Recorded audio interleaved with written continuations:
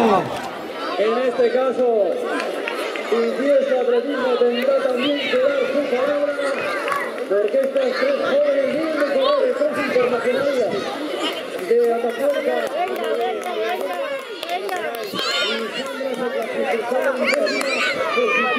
Recordemos que es un auténtico campeonato de España, Atapuerca Burgos.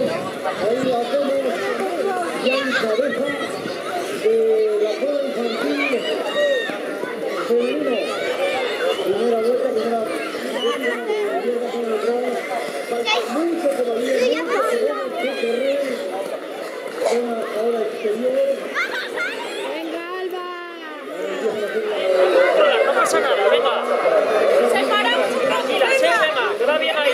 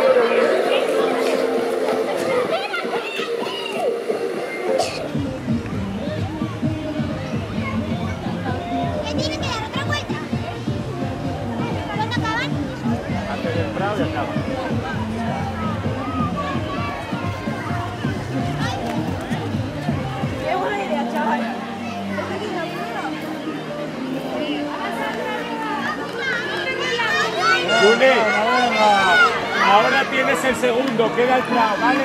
Controla.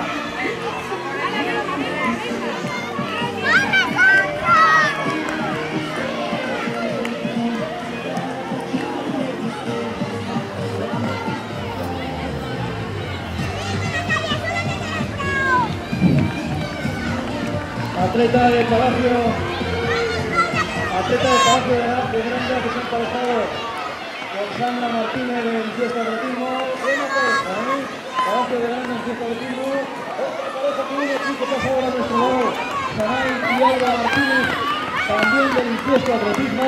Buena forma física la que muestran a estas alturas del mes de noviembre, y el resto de corredoras poquito a poco haciendo esos 1550 metros de esta infantil femenino.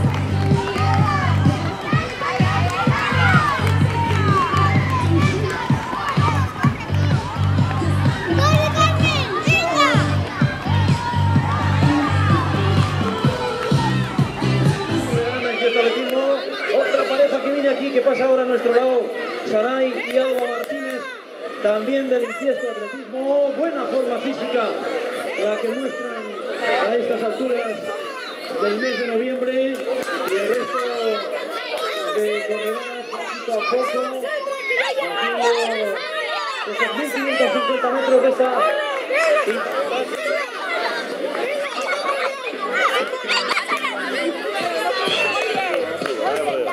Muy bien, venga.